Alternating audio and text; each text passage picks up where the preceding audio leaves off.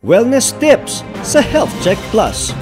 Katawan, kagandahan, kagalingan, ating alagaan.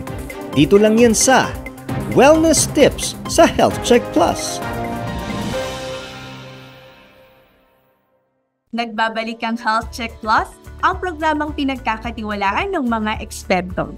Alam niyo po ba na ayon sa Philippine Statistics Authority, mayroong estimated na 1.96 million na Filipino migrant workers noong 2022. Karamihan sa mga OFWs na ito ay 30 to 34 years old. Sa patuloy na pagbibigay pugay sa ating mga manggagawa, pag-uusapan naman natin ngayong araw ang tungkol sa mental health ng ating mga migrant workers o mas kilala bilang OFWs. Kasama pa rin natin si Prof. Michael Liu Jimenez. Magandang araw po ulit sa inyo, Prof. Michael. Magandang araw, Teacher Eddie, at magandang araw sa lahat ng ating mga taga-subaybay dito sa Pilipinas at sa buong mundo. So pag-usapan na po natin, Prof. Michael, kasi kanina nabanggit at napag-uusapan natin ang mental health ng ating mga workers. So ngayon mag-focus lang po tayo sa ating mga unique na workers, which is our migrant workers. Sa inyong mga experience po, ano po ba yung mga main challenges na pwedeng harapin ng ating mga Filipino migrant workers? Ang number one na challenge na hinaharap ng ating mga Filipino migrant workers ay homesickness. So kahit nasaan ka mang lugar o panig ng mundo, ang dapat mong iisipin ay kung saan ka nang galing. Magpamis sa mga Filipino migrant workers natin, ayaw talaga nilang umalis sa ating bansa. So, dahil sa economic gain na makukuha nila sa ibang bansa at sila ay gumagawa ng desisyon para doon na magtrabaho. Kaya kumbaga understandable din na sa sakripisyong ginawa nila, meron silang mga pagdadaanan na mental health issues. And kasama nga dyan, yung lagi nilang iniisip kung ano ba ang nangyayari dito sa Pilipinas, sa kanilang anak, sa kanilang asawa, sa kanilang partner, sa kanilang magulang, sa kanilang pamilya. Kaya ito yung madalas nilang iniisip. At minsan, kapag may mga problema, nararamdaman nila na parang wala akong magawa dahil malayo ako sa kanila. Umaga, nakakapagsalita sila, meron silang ibang nagagawa, pero hindi mo nandun sila mismo habang nangyayari yung problema at nagiging bahagi ng solusyon dun sa actual na sitwasyon. Totoo po yan, Prof. Mike, talagang apektado pa rin ang ating mga migrant workers sa mga nangyayari sa kanilang mga bahay o tahanan dito sa Pilipinas. Ano pa po ba yung mga usual na challenges aside from homesickness? Meron pa po bang mga ibang mental health challenges na hinaharap ang ating mga migrant workers? Bukod sa homesickness, syempre nandyan yung tinatawag natin na multicultural aspect o kaya transcultural aspect na kailangan na makikita din sa mga tao na iba-iba ang kultura. Sa isang banda, maganda ito dahil natututunan nila kung paano tumingin ng mas madawat sa iba-ibang klase ng tao, ng lahi, nationality at kultura. Pero nagiging dahilan dito para sila ay medyo magkaroon ng challenging na sitwasyon. Dahil minsan, hindi talaga nila maintindihan kung paano magsalita yung mga tao o kaya nahihirapan sila na aralin yung lengguwahe. Yung iba naman, bukod sa language barrier, ang nakikita naman nila yung iba-ibang practice ng kultura na hindi ito ang kinalakan ko pero ganito para sa kanila. Oo, nagiging interesado ka pero pabalik ka kung saan ka nag-ugat, kung saan ang ugat mo. May mga ganung pagkakataon na hinahanap pa rin kung ano nga ba yung nangyayari sa akin noon. Siguro nga ngayon, meron silang mga magagandang kwento tungkol sa pagiging OFW, pero nandun talaga sa likod ng isip nila na gusto nila yung mga gusto nila yung ugat, gusto nila yung bansa, anong ginagawa dito, kung anong nangyayari dito. Pero yun na nga, kailangan nila magtrabaho para sa kanilang pamilya. Well, I'm sure relate dyan ang ating mga OFWs, Prof. Michael, na talagang may mga cultural factors patungkol sa kanilang mental health na nakakaapekto. But punta naman po tayo sa healthy and friendly work environment na away from home. Kasi syempre nabanggit nga po ninyo, no, talagang medyo may challenges na additional ang ating mga migrant workers. Ano po yung pwede ninyong maipayo sa ating mga kababayan sa ibang bansa, no, na talagang pwede nilang magawin para naman po maging healthy pa din ang kanilang work environment? Para maging healthy ang kanilang work environment, kung sila ay na-homesick, ibig sabihin naghahanap ka talaga ng connection Yung connection mo sa Pilipinas, no, hindi hanap mo rin doon. Kaya kung nasan mang dako tayo ng daigdig o panig ng mundo, napakalaga na maghanap tayo ng social connection. Bukod doon, ay importante yung pinapractice pa rin natin yung mga kulturang kinagis na natin dito sa Pilipinas para hindi natin tuloy nararamdaman na, naku, malayo na ako doon, separate na ako doon. Kumbaga kung paano sinaselebrate yung mga kultura at tradisyon dito sa Pilipinas, kailangan merong mga communities sa ibang bansa na yun ang ginagawa. Kaya halimbawa, kung kayo ay nasa London, may Filipino cultural community doon. Halimbawa, kayo ay nasa UAE, no? So bubuo kayo din sa komunidad ng mga Pilipino para para kumbaga nararamdaman pa rin kung paano ang maging Pilipino dahil hahanap-hanapin mo yun nasang bansa ka man, naghahanap ka ng pareho ng lengguwahe, naghahanap ka ng pareho ng kinagistan, ng kultura, na pag nag-usap kayo, meron kayong commonality. Kaya madali para sa isang Pilipino na kausapin sa pang Pilipino dahil there is something in common. And remember, something in common connects people. Oo, syempre, maganda yung meron ka mga bagong nakikilala na ibang kulay, na ibang kultura, na ibang reliyon. Pero okay din na may mga pagkakataon na bumabalik ka doon sa pinaka-roots mo sa kulturang Pilipino. Alam niyo, Prof. Michael, totoo po yan, no? Kahit yung mga simpleng mga jokes lang, iba rin kapag, halimbawa, Filipino o Tagalog yung gamit natin. So I'm sure yung ating mga OFWs at migrant workers nakaka-relate din dito na iba din talaga pagka Filipino ang iyong kausap, no? So maganda po na nabanggit ninyo na important itong mga groups na ito, no, na talagang kailangan nagko-connect pa rin sila sa kanilang Filipino cultural community. Kaya Teacher Eddie, maganda yung mga napapanood natin sa TV na Filipino-oriented na shows. Dahil kumbaga, konektado pa rin. Kahit 20 years ka na sa ibang bansa, 30 years ka na, anong binabalikan nila na palabas? Mga Pilipino. At minsan yung mga Pilipino, no, minsan ang hirap ang hirap i-translate yung joke sa English. Kaya kumbaga, ang gusto mo, kausap mo yung Pilipino. Gusto mo, may mga ganyan, no? Sasabihin na, pag Pilipino ang kausap ko, gets kagad yung joke na to. Pag meron akong kausap pero hindi Pilipino, ito ang nangyayari. Pero sabi ko nga, iba-iba. Kumbaga, may mga ganong aspeto, pero may mga times na na-appreciated mo na hindi Pilipino ang kausap mo. No? Na-appreciated mo pa rin na ibang lahi. Kasi kumbaga, natututo at tumadawa ng patanda.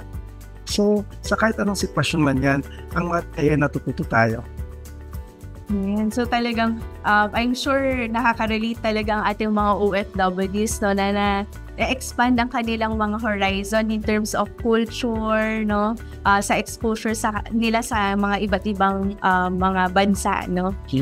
Patungkol naman po, Prof. Michael, sa mga self-care practices, kasi nabanggit nga po ninyo merong mga kakaibang mga challenges ang ating mga migrant workers. Ano naman po yung sa tingin ninyong mga self-care practices na pwede nilang incorporate sa kanilang mga daily routines bilang OFWs? Okay, kung self-care lang din. At nabanggit mo, Teacher Eddie, ang daily routine. So, sabihin, daily routine dapat pagising sa umaga, meron ka nang ginagawa. Pag natapos ang araw, dapat meron ka nang ginagawa. Alam mo, very important sa ating tinatawag na positive emotions. Kailangan lagi natin inisip, ano kayong positive emotion ko ngayon? Paulit-ulit di ba? Mahalaga talaga yung pag-umaga, nagpapasalamat tayo. Pag-gising mo, ano kayong pinagpapasalamat ko ngayong araw na to? Bakit? Kasi ayon sa pag-aaral ni Dr. Barbara Fredrickson, no, na kapag ikaw nagkakaroon ng positive emotions, mas bumubukas at tumadawa ang isip mo.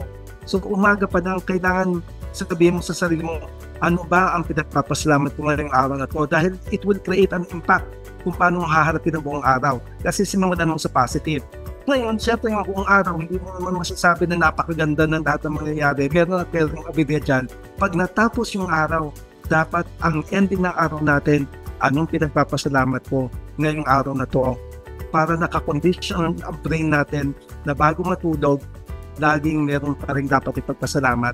At pag ganun ang programming ng brain natin, lagi tayong tinitingin hindi lang sa negative, laging sa positive side, na kahit ano pa ang nangyaring gulo ngayong araw na to, problema, aberya, or obstacle, alam mo na pagdating ng gabi, meron pa rin tayong ma-appreciate sa buhay natin. Yung ang daily routine na pwedeng gawin. At syempre, nandiyan yung relax. Tandaan nyo ito, no? Kumbaga, makinig kayo sa music na gusto mo. Kung sino man ang paborito ninyo na artist. Teacher Eddie, ikaw meron ka mga paborito na artist? Singer, ganyan? Wala po, halo-halo po. Halo-halo. O yung mga taga-subaybay natin, ako siguro meron kayong mga iba-ibang gusto. Pwedeng Filipino singer, pwedeng yan ay Amerikano, yan ay Korean, kahit sino pa. Kahit hindi mo naiintindihan ng language, ang mahalaga kapag napakinggan mo, natutuwa kayo na yun. Kahit Arabic pa yung music na yan, kung simulan mo ng pakinggan, tapos may naramdaman ka na maganda, okay yun. Kahit mo naiintindihan yung lyrics, no? So doon papasok yung pagiging relax mo eh. So makinig ng music, manood ng mga gusto mong palabas, tapos tumikim ka ng gusto mong tikman na pagkain na hindi naman sobrang kain, no? Pero yung pagtikihan mo ang sarili na yung pagkain na gusto mo, kainin mo yan para mag-relax ka, no? Then again, wag sobra-sobra, no? And kaya yung iba naman, ang gusto naman ng iba, bibilis na ng pabango kasi gusto naman nila yung nakaka-amoy siya ng pabango, ganyan, para sila relax. So, i-treat natin, i-pamper natin ang ating mga sarili, no? Manood tayo ng gusto natin, makinig tayo sa mga kapag-relax sa atin, umuwi tayo ng pabango, kung gusto yung pabango, kaya tayo nagpapabango dyan, pabanguhan mo yung paligid mo, no? Para nababago ang mood mo, tumikim ng pagkain na gusto natin, at syempre, yung isip natin, napakahalaga. Kumaga, umupo ka lang tapos sabihin mo, ano mga dapat kong pagpasalamat? Sa bagay, hindi naman routine yan no? Wala naman yan sa routine natin Ang nasa routine natin, ako mamaya ayusin ko ito, mamaya maglalaba ako ng damit, mamaya maghuhugas ako ng plato, mamaya ayusin ko yung mga mga gamit ko, pero wala naman sa routine natin. Mamaya uupo ako, di mamuto, iisipin ko ano ang pagpapasalamat ko. Pero there is always a time to start. At pag sinunan mo yan, yan na yung magbabago ng iyong perspective. So pag hindi kayo busy, o kaya pag sobra kayo busy, lagi mong isipin, ano ba mga dapat po pasalamat? Yan. Very practical po, Prof. Mike, no, na talagang mag-set aside ng kahit mga, simulan natin sa 5 minutes muna na pag-upo, no, para ma-examine natin kung ano ba yung pwede nating papagsalamatan nasa buong araw, at ma-focus sa atin ang positive emotions na nabanggit natin. Balik tayo, Prof. Mike, dun sa tungkol sa social support, kasi alam naman po natin na most of our migrant workers ay talagang may connection pa din or nakakapag-communicate pa rin sa kanilang mga pamilya, no? Ano naman po yung mga pwedeng gawin ng mga kamag-anak na nandito po sa Pilipinas na may mga kamag-anak na migrant workers? Ano naman po yung pwedeng maitulong? Maaaring maitulong ng mga pamilya sa kanilang Filipino migrant workers. Isipin mo palagi na yung kamag-anak na nasa abroad, sila ay malayo sa inyo at hinahanap-hanap nila kayo. Kumbaga, gusto nila kayong makausap, gusto nila kayong makayakap, pero nakakausap kayo, pero iba yung nayayakap kayo at yun ang hindi na magawa. Ngayon, kapag meron kayong mga pinag-uusapan kasama ng Filipino migrant worker, tiyakin na meron kayong positive emotion. Tiyakin na ito ay merong saya, no? Hindi yung mag-uusap na lang nga kayo, tapos may away pang nangyayari. Mag-uusap na lang nga kayo, meron pa kayong galit. Mag-uusap na lang kayo, no? Tapos puro pa problema yung ikukwento mo. Hindi naman natin sinasabi na itago nyo yung mga problema mula sa kanila. Pero mahalaga na balanse ang pagbabalita. Ikwento ang mga problema, pero pag nagkwento ng problema, kung ano na yung mga solusyon na ginagawa ninyo dito. At kung matukwento naman tayo ng mga problema, bigyan din natin ng mga kwento tungkol sa ano ba yung mga positive na nangyayari. para yung taong kausap natin, balance rin yung narinig niya, balance yung kanyang iniisip, kaya naman hindi siya masyadong madadown. Kasi tandaan natin, sila ay mag-isa. Kung may mga OFWs na mag-isa talaga, may mga OFWs na may mga kasama, may mga OFWs na nagtatrabaho sa loob ng isang bahay dahil sila kasama doon. Ano? At syempre dahil nagtatrabaho sila sa bahay, kasama sa bilang kasambahay, minsan tuwing linggo lang sila nakakalabas, yan, minsan Sabado, at meron pa ang iba na hindi talaga nakakatabas. No? Kaya dahil unang-una wala silang community, kaya napakahalaga talaga ng community. Kung nandun kayo sa isang bansa, hanapin niyo sino pa ang iba dito. Again, para sa mga kamag-anak,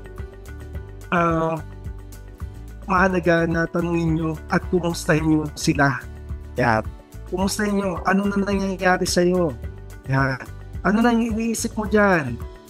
Anong nararamdaman mo? Anong mga plano mong gawin?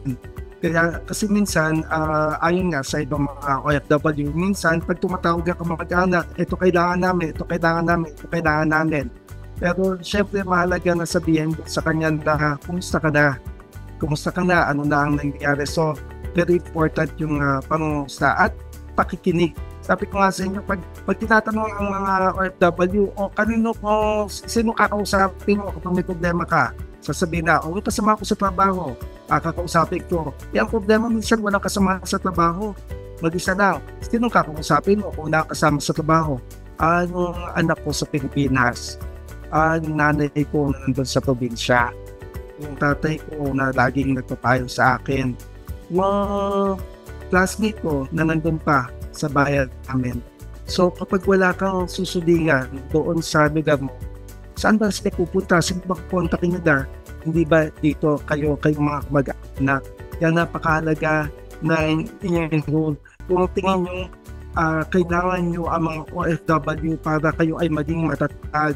Kailangan din kayo ng kamag-anak ng OFW para maging mas matatag sila sa iba-ibang klase ng hamon sa buhay kapag ikaw ay nagtatrabaho sa ibang bansa. Napakalaking tulong po talaga niyan, Prof. Michael, no, na talagang kailangan balanse. So narinig po natin mga health checkers, no, kapag may kausap po tayo na kamag-anak ng mga migrant workers, kailangan po ay balanse ang pag-uusap at kumustahin at pakinggan din kung kumusta po sila, no? Prof. Mike, punta naman po tayo sa usapang mental health ng ating mga migrant workers. Nakaka-apekto din po kasi nabanggit ninyo kanina yung mga cultural factors, no, sa kanilang perception at treatment sa kanilang mental health issues. Base sa inyong experience po, ano po ba yung mga common misconceptions about mental health ng ating mga OFWs at paano naman po ito pwedeng baguhin o i-address?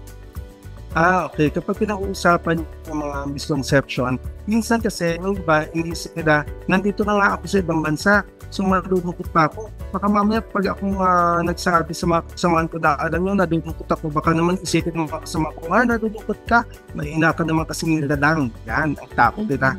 Nalulungkot ka, ang tamad mo naman kasi mag-isip, kaya ka nalulungkot. Nalulungkot ka, naku.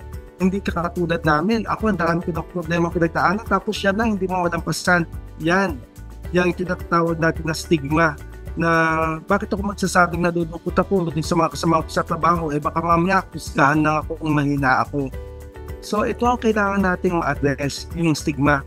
Na dati, kumbaga, pag sinabi ng isang tao, nalulungkot ako, nalulungkot ka, naku, dapat hindi ka nalulungkot, nandito tayo, ang ganda ng trabaho natin, mabuti pa may trabaho tayo, tapos oo naman, justified yun na maging masaya tayo kung anong meron tayong trabaho sa abroad. Pero hindi naman po kinagtrabaho ko sa abroad, puro saya na ang mararamdaman mo. Kung gano'n man ang nararamdaman natin. Meron talagang pagkakataon na nalulungkot tayo. Sa mga ganung pagkakataon na nalulungkot tayo, ang mahalaga, aminin natin na nalulungkot ako at pwedeng sabihin sa taong pinagkakatiwadaan. Ako nandun yung term na mahalaga na pinagkakatiwadaan. Kasi hindi mo naman i-share lahat yan sa kahit sinong kakilala mo lang. Pero alam mo, may mga tao na gusto, sinashare nila yung kanilang problema doon sa nakilala nila na stranger. Kasi sabi na, at least, hindi ako matatakot na baka ikalat. Kasi yan yung mga issues na pag kinuwento ko sa kasamahan ko dito sa abroad, baka mamaya pagkwentuhan ako ng mga iba kong kakilala, na iba kong kasama. So ito ang mga bagay kung bakit sila nag-aatubili na magkwento. Number 1, no, baka sabihin mahina sila. Number 2, baka pag kinento ko, ikalat. No? Number 3, ayoko makaistorbo ng ibang tao. Alam ko na ang kasamahan ko ng mga OFW, meron yung silang mga sarili-sariling problema. Kaya hindi na ako magkukwento. Tandaan natin, no, na meron mga sarili-sariling problema ang bawat OFW, handa din sila makinig. At kung handa sila makinig, kasi makikinig ka rin naman sa kanila later on Ipagtulungan naman, collaboration. Kaya iwan na natin yung mga paniniwalaan o yung kultura noon na huwag tayong magsabi ng ating nararamdaman. Kung ito na ang panahon, ito ang pagkakataon na maging bukas tayo kung ano man ang ating nararamdaman para ito ay napapag-usapan, ito ay naging bahagi ng talakayan at syempre nabibigyan ito ng solusyon.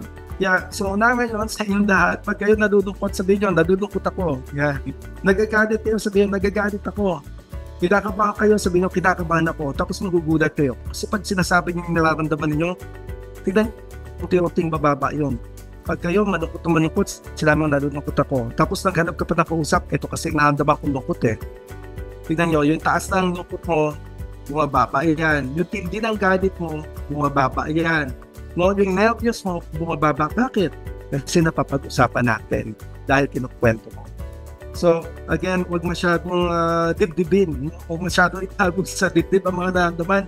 Ilabas yan para ito ay gumaan. Pag tinabi mo, di ba, kahit naman anong itabi mo, talagang bibigat ka Pero pag nilet go mo, nakakaroon tayo ng gaan ng katawan at gaan ng kaisipan.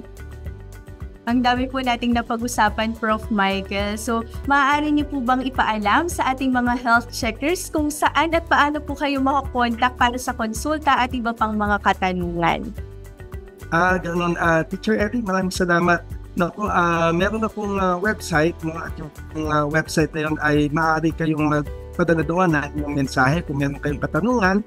Tapos ako naman ay sasagot. Kung pumunta na din yun sa email ko, yung contact number doon or contact message or mail.